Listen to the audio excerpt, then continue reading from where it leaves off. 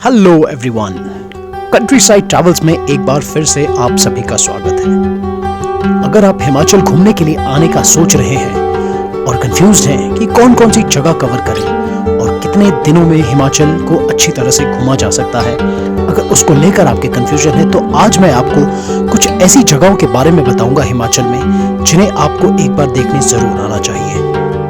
वैसे तो हिमाचल घूमने के लिए अगर आपके पास 1 महीना है तो वो भी कम है।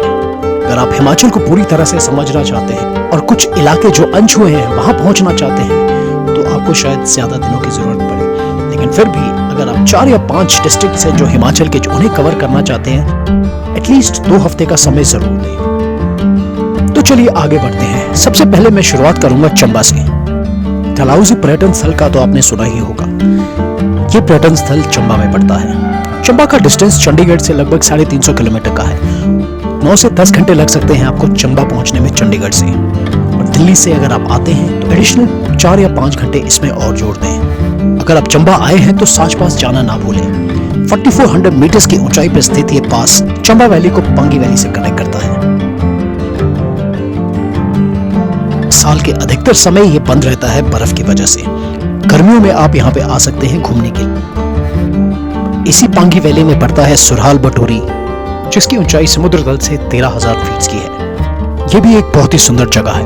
ऊंचे ऊंचे पहाड़ और हरियाली और यहाँ के मनोरम दृश्य आपका मन मोह लेंगे। चंबा के इस इलाके में बुद्धिस्ट पॉपुलेशन ज्यादा है। विभिन्न जगहों पर ट्रैकिंग के लिए आप इस जगह से जा सकते हैं।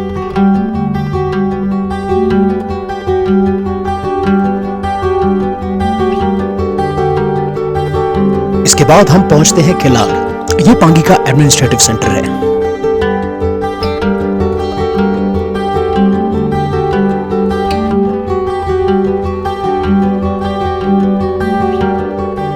अगर कभी आप अगस्त सितंबर में चंबा आने का प्लान कर रहे हैं तो मनी महेश यात्रा जरूर करें। ये हिंदू धर्म का एक पवित्र स्थल है और मनी महेश झील में डुबकी लगाने से आपके सारे कष्ट दूर हो जाएंगे। इसके सामने ही है मनी महेश कैलाश पर्वत, जहां पे शिवजी भगवान एक मणि का रूप धारण करते हैं।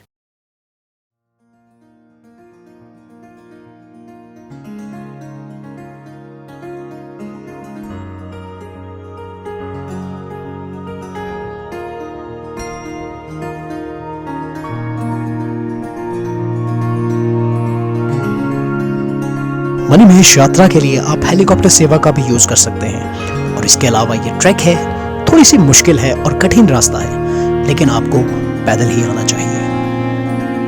समुद्र तल से मनी महेश झील की ऊंचाई लगभग 4000 मीटर की है।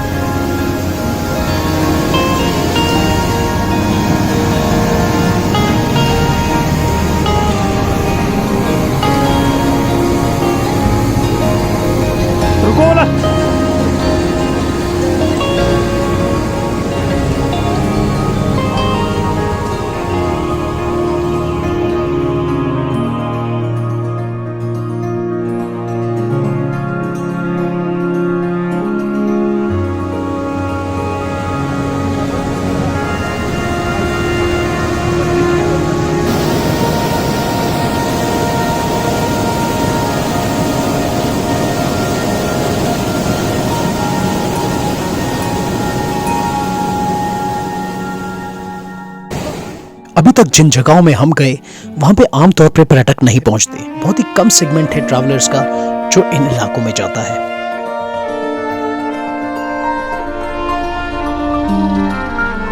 तो ये ट्रिप आप अलग से प्लान कर सकते हैं। और जैसे शिमला मनाली टूर के बारे में अगर बात करूं तो उस पे जो आपका खर्चा होगा वो लगभग 28,000 और 30,000 से ऊपर ही होगा। और इसके बाद वो डिपेंड करेगा किस लेवल की आप सर्विसेज और किस कैटेगरी के आप होटल्स बुक करते हैं। शिमला मनाली का ट्रिप आप 5 से 6 दिनों में कवर कर सकते हैं और इसके अलावा आप धर्मशाला में 1 या 2 दिन ऐड कर सकते हैं और डलहौजी में 2 या 3 दिन और ऐड कर सकते हैं। और 2 लोगों के लिए इन 4 शहरों का खर्चा 45-50 हजार से ऊपर ही होगा।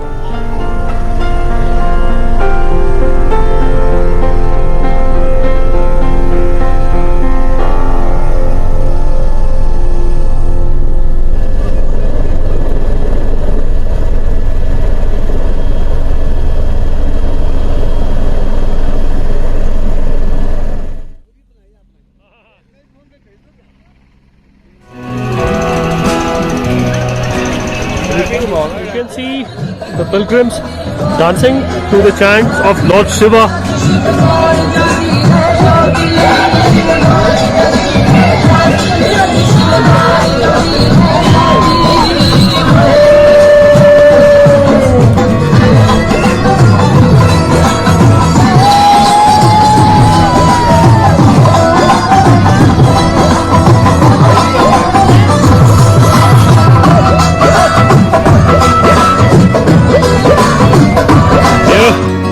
You can see the sacred Mani Mahesh Dal Lake, and you can see the people around. This is the Kailash.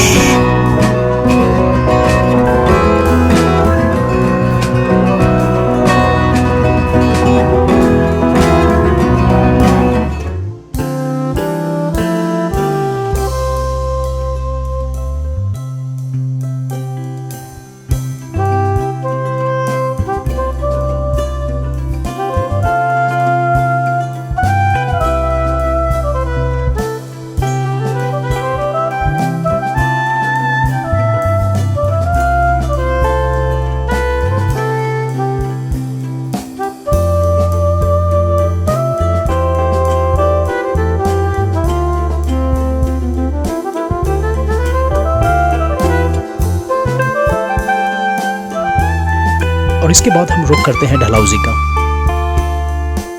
अगर आप सिर्फ डलहौजी आने का प्लान कर रहे हैं तो मिनिमम 2 दिन आपको यहाँ घूमने के लिए चाहिए। और अगर आप पांगी वैली भी घूमना चाहते हैं तो कम से कम 5 से 7 दिन आपको यहाँ पे चाहिए।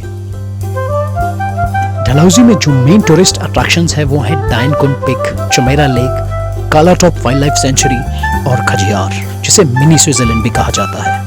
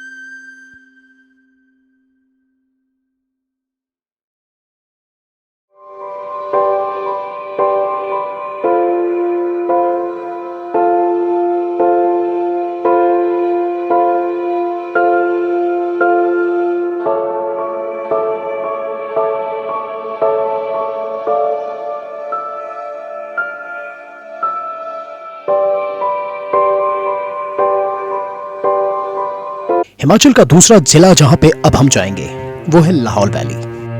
केलोंग लाहौल का एडमिनिस्ट्रेटिव सेंटर है और यहाँ पहुंचने के लिए दिल्ली से मनाली होते हुए आपको 16 से 17 घंटे लग सकते हैं। ये सामने खूबसूरत नज़ारे आप लाहौल वैली में उदयपुर का देख रहे हैं और बीच में ये आप चंद्रभागा नदी देख रहे हैं। इसे चिनाब भी कहा जाता है।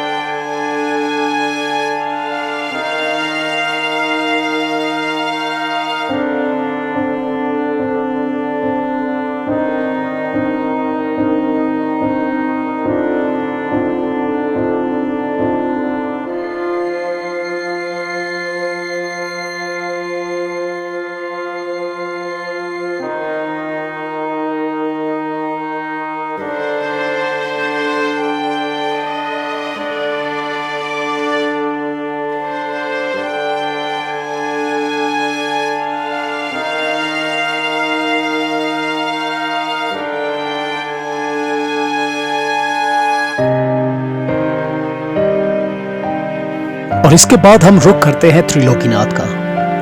यहाँ पे शिव जी का मंदिर है।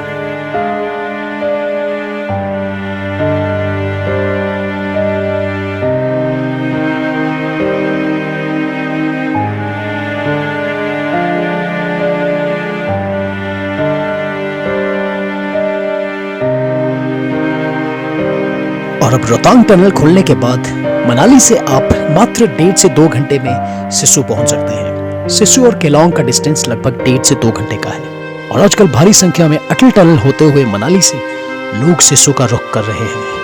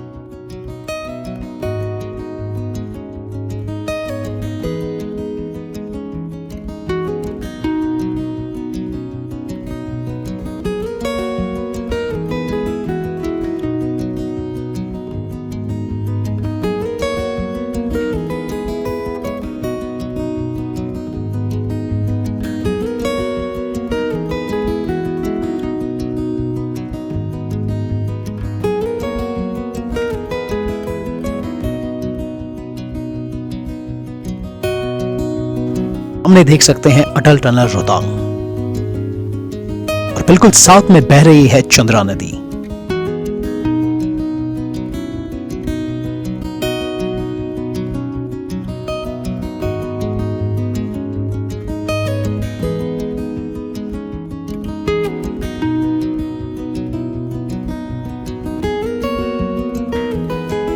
इसके बाद हम चलेंगे शिमला।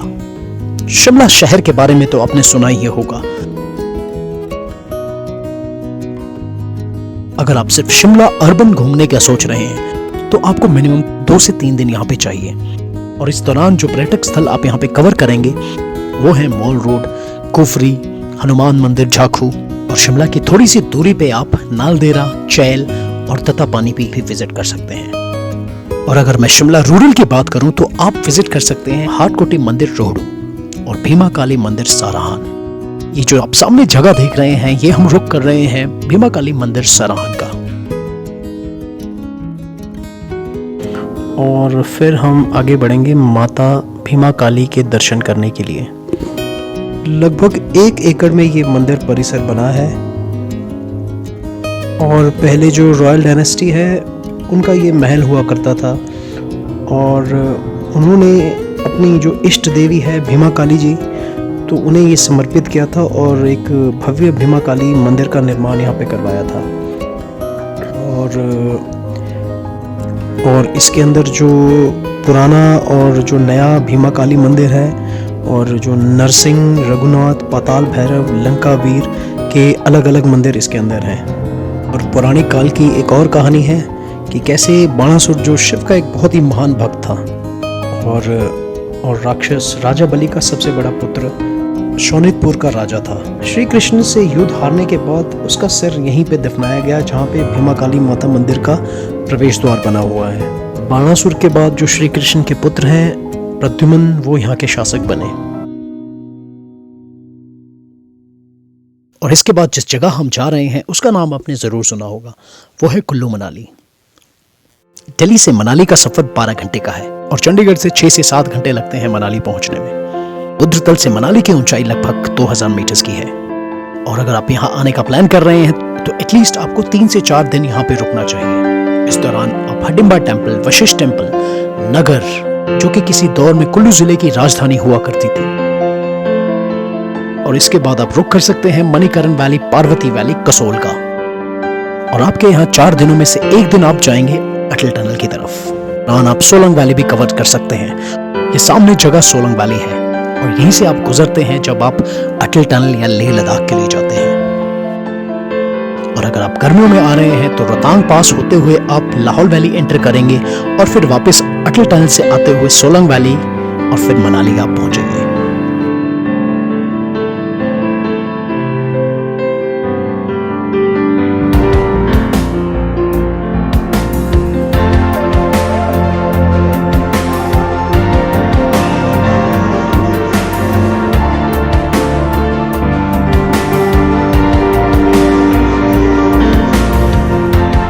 और अंत में हिमाचल की 5वीं ऐसी खूबसूरत जगह जहां पे आपको आना ही चाहिए, वो है किन्नौर। शिमला से करीब 250 किलोमीटर दूरी पे और 8 से 9 घंटे के सफर के बाद आप पहुंचते हैं किन्नौर।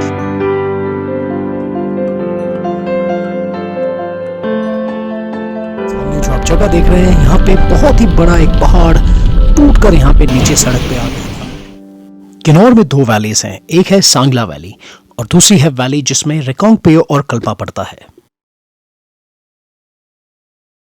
शिमला रामपुर की तरफ से जब आप आ रहे हैं तो करचम वांगटू प्रोजेक्ट के पास एक टर्न आता है। लेफ्ट अगर आप लेते हैं तो आप पहुंचते हैं रिकांगपिओ कल्पा और अगर आप राइट लेते हैं तो सांगला वैली एंटर करते हैं। किन्नौर आमतौर पे बारिश के महीने थोड़ा सा रिस्की हो सकता है और यहाँ पे बर्फ भी बहुत पड़ती है और सर्दियों में आमतौर पे कुछ इलाके बंद रहते हैं, तो किन्नौर आने का बेस्ट टाइम गर्मियों में होता है।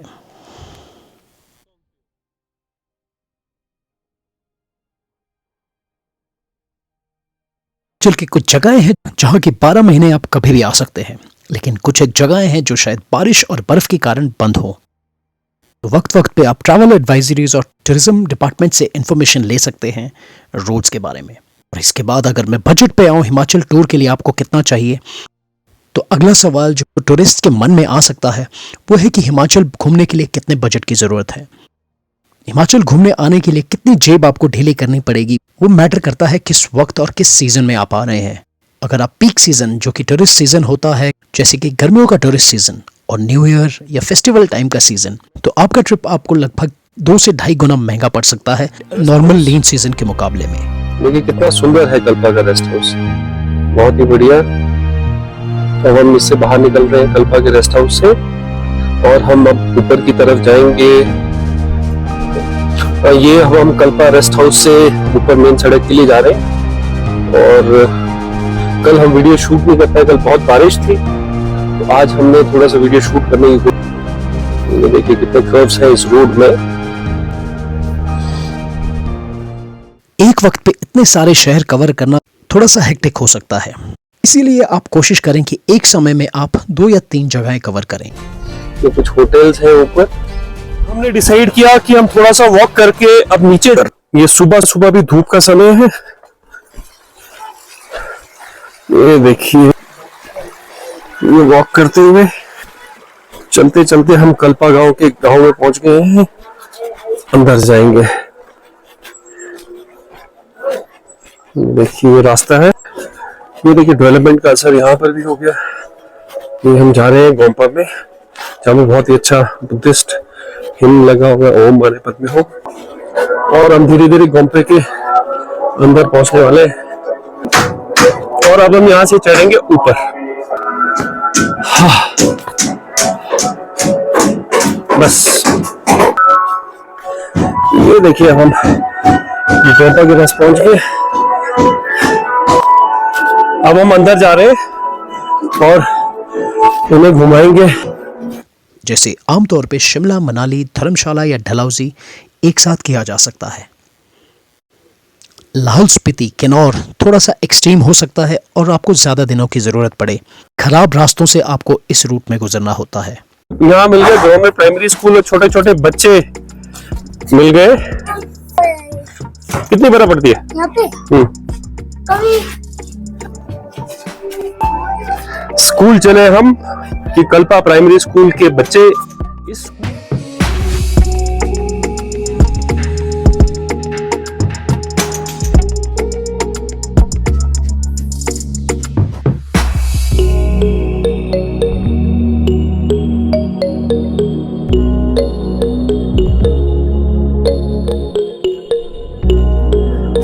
ये है कल्पा गांव का छोटा सा बाजार।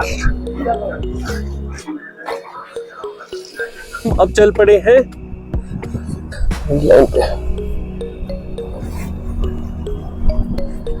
देखिए ताजी बर्फबारी आप देख रहे होंगे।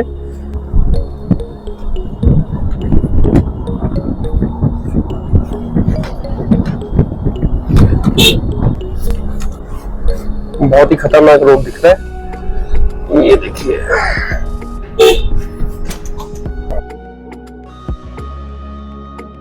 ये देखिए गिद्ध कैसा विहंगा व्यू। और अब हम पहुंच गए हैं जी सुसाइड पॉइंट।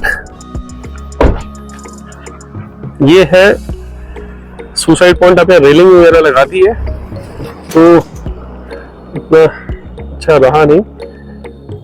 हम मौजूद हैं सुसाइड पॉइंट या इसको रॉगी भी बोलते हैं। और ये पहले बंद होता था, अब इसकी सरकार ने फेंसिंग कर दी है क्योंकि कुछ लोग यहाँ पे सुसाइड वगैरह करते थे। ये लगभग 3 किलोमीटर दूर है कल्पा गांव से और ये बहुत बड़ी टूरिस्ट अट्रैक्शन है। ये देखिए क्यों इसको सुसाइड पॉइंट बोलते हैं, कितना खतरनाक है। ये देखिए